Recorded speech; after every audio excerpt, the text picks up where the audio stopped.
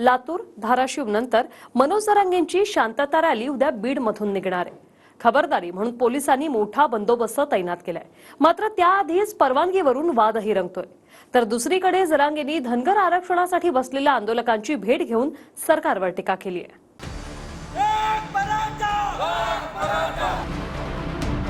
लातूर नंतर आता जरांगेंची शांतता रॅली बीडमध्ये येईल। रॅलीला बीड पोलिसांनी 3 किलोमीटर पर्यंत परवानगी दिली, मात्र सभेला परवानगी मिळाली नाही। मात्र परवानग्यांवरून सोशल मीडियामध्ये अफवा न पसरवण्याचं आवाहन पालकमंत्री धनंजय मुंडे यांनी केलंय। बीडच्या सभेसाठी जय्यत तयारी सुरू आहे। आरक्षणाच्या आंदोलनामध्ये बीड जिल्हा हे केंद्र राहिलंय। काही महिन्यांपूर्वीच हिंसक पडसाद देखील उमटले होते। त्या पार्श्वभूमीवर रॅलीला कोणतंही गालबोट लागू नये यासाठी पोलीस विभागही सज्ज झालाय। डॉक्टर बाबासाहेब आंबेडकरांच्या पुतळ्याला अभिवादन करून जरांगेंच्या रॅलीची सुरुवात होईल। लाखोंच्या संख्येनं या रॅलीमध्ये गर्दी जमण्याचा अंदाज आहे। 350 पोलिसांचा बंदोबस्त तैनात असेल। रॅलीमध्ये 3000 स्वयंसेवक असतील। रॅलीचा समारोप छत्रपती शिवाजी महाराज चौकामध्ये होणार आहे। सरकार व पोलिसांनी आमच्या रॅली व सभेला आडकाठी आणू नये असं आवाहन जरांगेंनी केलंय। फडणवीस साहेबांच्या सांगण्यावरून आणि अजित पवारच्या सांगण्यावरून बीडच्या पालकमंत्र्यांनी एसपीला सांगून तिथली परवानगी रद्द केली।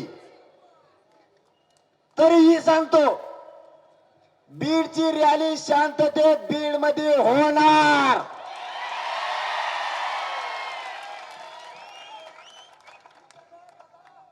हे पालकमंत्र्याला असला जातीवाद बीडच्या शोभत नाही।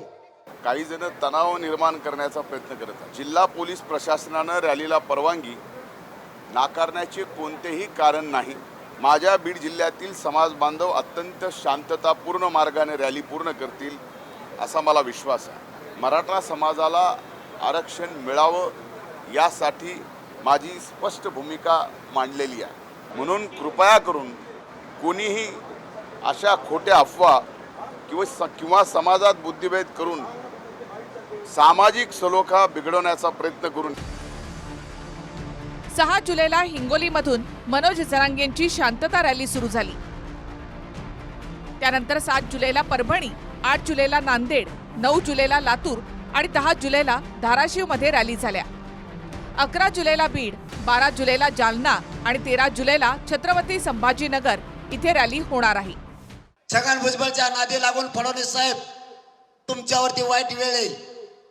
तुम्ही गैरसमज पसरल्याला भरून काढण्याच्या नादात, ओबीसीच्या मतं घेण्याच्या नादात, नेरेटिव्ह भरून काढायच्या नादात करून त्या छगन भुजबळला जवळ करून सगळ्याची सगळे राज्यातले तुमचे शिट पाडायला जबाबदार फक्त छगन भुजबळ असणार आहे। तुम्हाला आमच्या समाजाच्या वेदना नाही कळायच्या। आमच्या आत्महत्या झालेल्या कुटुंबाकडे एकदा जाऊन बघा। आमचे बलिदान गेलेत ते लोकांचे एकदा घर जाऊन बघा। बारीक बारीक लेकरा बाप नाही दिसल्यावर कसे रडतायत एकदा जाऊन बघा। तुम्हाला दुसऱ्या दिवशी सकाळी अटॅक येईल। दरम्यान धाराशिवच्या रॅली आधी जरांगेंनी लातूरमध्ये धनगर उपोषणासाठी बसलेल्या आंदोलकांची भेट घेतली। 2014 मध्ये भाजपनं वायदा केल्याप्रमाणे धनगर समाजाचा एसटी प्रवर्गामध्ये समावेश करावा यासाठी हे उपोषण सुरू आहे।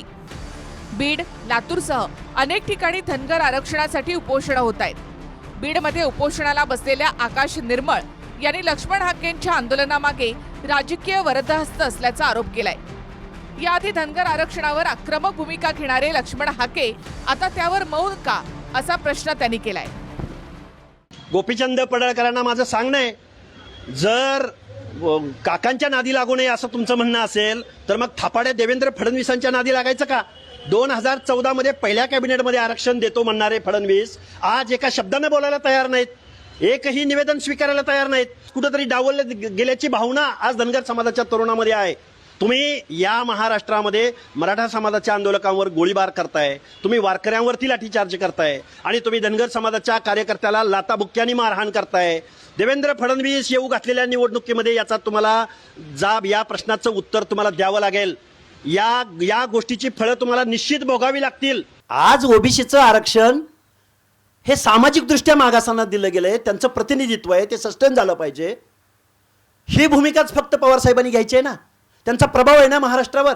पण तुम्ही निवडणुकीचं व्याकरण एवढं आत्मसात केलंय, सराईतपणे निवडणुका जिंकण्याची टेक्नॉलॉजी तुमच्याकडे आहे, पण आमचं अंतकरण तुम्ही समजून घेत नाही. 2014चा उपोषण करता हा लक्ष्मण हाकेच आहे. मीच उपोषण सोडलंय देवेंद्र फडणवीसांच्या हस्ते. पण विषय असा आहे, त्यावेळी हा ओबीसी आरक्षणाचा विषय नव्हता. आमची धन गड आणि र ही 4 पिढ्यांची लढाई आहे. पण आत्ता जे 27% रिझर्वेशन आहे ओबीसीचं कायदेशीर, त्या 27% रिझर्वेशनमध्ये 3.5% रिझर्वेशन हे धनगर समाजाच्या वाट्याचं आहे. म्हणजे डोंगराच्या पल्याड आमचं एसटीचं आरक्षण आहे, त्याचं तुम्ही तिकडे बोट दाखवणार आणि आमचं ह्या ताटातलं ह्याचं संरक्षण कोण करणार आहे? इथं बलू तालुक्यानं करायचं का? खरं घराच्या बाहेर पडेपर्यंत खोटं गाव फिरून आलेलं असतं, त्यातला तो प्रकार आहे. तो ड्रामाच आहे. ड्रामा नसता तर लक्ष्मण हाकेंच्या मागे एवढी यंत्रणा कुठून उभा राहिली असती?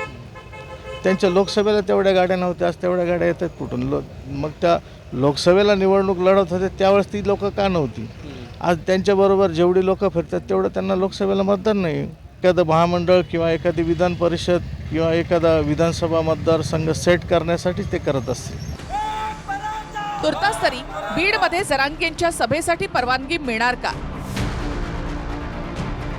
तसं सभा झाली तर जरांगे बीडमध्ये काय बोलणार हे पाहणं महत्त्वाचं असेल. सागर सुरवसेसह महेंद्र मुदोळकर, TV9 मराठी, धाराशिव.